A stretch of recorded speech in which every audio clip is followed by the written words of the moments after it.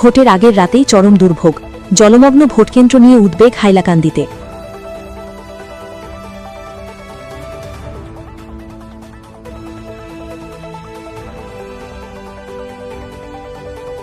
আর মাত্র কয়েক ঘণ্টা বাকি, রাত পোহালেই আসাম বিধানসভা নির্বাচন। গণতন্ত্রের এই গুরুত্বপূর্ণ মুহূর্তকে ঘিরে যখন রাজ্য জুড়ে প্রস্তুতি তুঙ্গে, ঠিক সেই সময় এক উদ্বেগজনক চিত্র সামনে এলো হাইলাকান্দি জেলার হাইলাকান্দি বিধানসভা সমষ্টির কালীনগর এলাকায়। ৩৮ নম্বর পূর্ব কালীনগর এলপি স্কুলের ২৪ নম্বর ভোটকেন্দ্র, যেখানে আগামীকাল ভোট গ্রহণ হওয়ার কথা, সেই কেন্দ্রের চারপাশে এখন জমে রয়েছে বৃষ্টির পানি। শুধু রাস্তা নয়, স্কুলের প্রবেশপথ থেকেও শুরু করে চারপাশ জুড়ে তৈরি হয়েছে গভীর গর্ত ও নোংরা জলাবদ্ধতা। স্থানীয় বাসিন্দা ও দায়িত্বশীল ব্যক্তিরা জানিয়েছেন, বর্তমান পরিস্থিতিতে ভোটারদের জন্য কেন্দ্রে পৌঁছানোই হয়ে উঠতে পারে বড় চ্যালেঞ্জ। বিশেষ করে যদি নির্বাচনের দিনও বৃষ্টি হয়, তাহলে এই জলাবদ্ধতা আরও ভয়াবহ আকার নিতে পারে। গ্রামের স্থানীয় গ্রুপ সদস্য চন্দ্রকিশোর সিনহা, বিজেপির কালীনগর মণ্ডলের কর্মী অনিল সিনহা, প্রদীপ সিনহা, স্কুল শিক্ষক তথা বিএলও হরেন্দ্র সিংহ সহ একাধিক ব্যক্তি সংবাদ মাধ্যমকে ডেকে এ দুর্দশার চিত্র তুলে ধরেন। তাদের অভিযোগ, স্কুলের চারপাশে প্রায় ৪ থেকে ৫ ফুট গভীর গর্ত রয়েছে, যা ছোট শিশুদের জন্য মারাত্মক বিপদের কারণ হতে পারে। শুধু ভোট নয়, শিক্ষক শিক্ষিকা ও দায়িত্বপ্রাপ্ত কর্মীদেরও এই পরিস্থিতিতে কাজ করতে গিয়ে চরম অসুবিধার সম্মুখীন হতে হবে বলেও আশঙ্কা প্রকাশ করেছেন তারা। স্থানীয়দের দাবি, আশপাশে বাড়িঘর নির্মাণের সময় যথাযথ জল নিষ্কাশনের ব্যবস্থা করা হয়নি, ফলে প্রতি বৃষ্টিতেই এই জলাবদ্ধতা সৃষ্টি হয়। যদিও শুকনো দিনে পানি কমে যায়, কিন্তু গর্তগুলো রয়ে যায় আগের মতোই বিপজ্জনক অবস্থায়। এই পরিস্থিতিতে আসন্ন নির্বাচনের দিন ভোটারদের স্বাভাবিক যাতায়াত নিশ্চিত করতে জরুরি ভিত্তিতে ব্যবস্থা নেওয়ার দাবি জানানো হয়েছে। একই সঙ্গে স্থায়ী সমাধান হিসেবে জল নিষ্কাশন ব্যবস্থা উন্নত করা এবং গর্তগুলো ভরাট করার জন্য হাইলাকান্দির জেলাশাসক অভিষেক জৈনের দৃষ্টি আকর্ষণ করেছেন স্থানীয়রা। গণতন্ত্রের সবচেয়ে বড় উৎসব নির্বাচন, কিন্তু যদি সেই উৎসবের দরজায় পৌঁছাতেই বাধা হয়ে দাঁড়ায় অব্যবস্থা, তাহলে তা শুধু প্রশাসনিক ব্যর্থতাই নয়, ভোটাধিকার প্রয়োগের ক্ষেত্রেও বড় প্রশ্ন তুলে দেয়। এখন দেখার বিষয়, প্রশাসন কত দ্রুত এই সমস্যার সমাধানে পদক্ষেপ নেয়।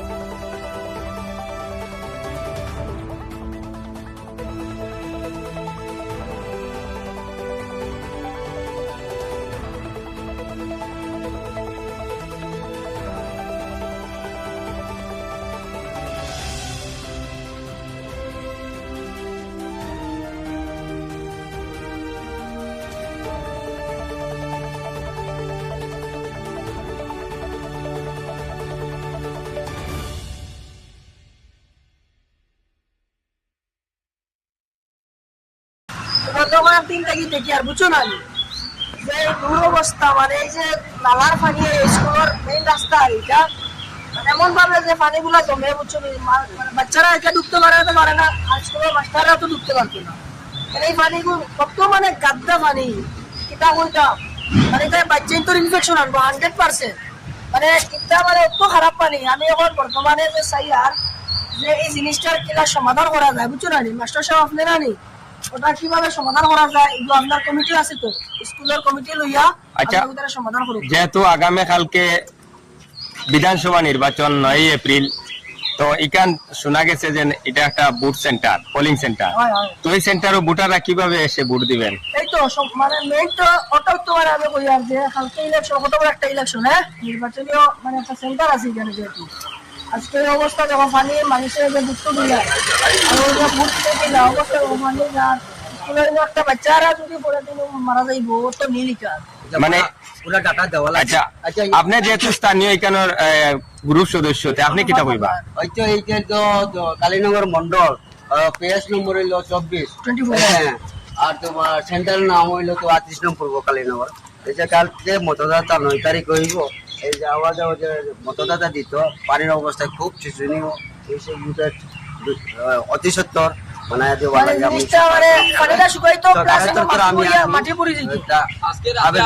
আপনার নাম কিটা? আমার নাম এই পরিস্থিতিতে আপনি কিটা মন করেন ভোটাররা যেতে পারবেন সেন্টারে? মানে খুব জলদি এটারে মানে সংশোধন করার লাগে, যেহেতু এটা মাটি তলে পড়ার লাগে, বুঝছো নি?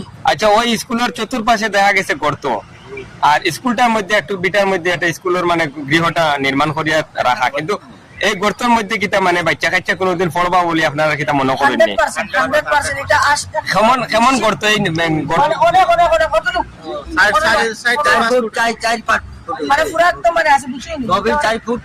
এই পরিস্থিতিটা কেমন দিন থেকে এই স্কুলটা কেমন পুরানা? পুরানো তো বহুত পুরানো। তো এই স্কুলটা আগে কোথায় অন্য কোনো জায়গাতে আসলো নাকি না? স্থানান্তর হয়েছে আজকে 7-8 বছর। এখন তো কালকে ইলেকশন লাগে আমরা আজকে অতিরিক্ত একটা অবস্থা রাস্তার লাগি তো আপনি যেহেতু এখানের স্থানীয় মানুষ এবং বিজেপির আলগা কালীনগর মন্ডলের কার্যকর্তা হিসেবে আপনি কিতা কইবা, আপনার যেহেতু বাড়ির কিনারো আপনার গ্রামের বুট সেন্টার, এই সেন্টারের মধ্যে সংবাদ মাধ্যম ডাকিয়ে তারা কইতে যে রাস্তার জল, আগামী কালকে বিধানসভা নির্বাচন, এই নির্বাচনে এইটা তো সেন্টারতে ভোটাররা কিভাবে আসা যাওয়া করবে, আপনি কিতা মনে করেন? ভোটারটা তো এখানে আসা যাওয়া তো অসম্ভব, এর লাগে এখানে জল অত আটু পর্যন্ত জল, লেংরা মানুষ আবার যে হ্যান্ডিক্যাপ আছে তারা এখানে আসা যাওয়া করা, প্যারালাইসিস মানুষ যারা আছে ভোটার আছে তারা এখানে আসতে পারবে। এর লাগে সরকার অতি সত্ত্বর এটার যে কোনো সুব্যবস্থা করতে লাগবো, না হলে ভোটারদের আমরা ভোটদান করা এটা অসম্ভব হয়ে যাবে।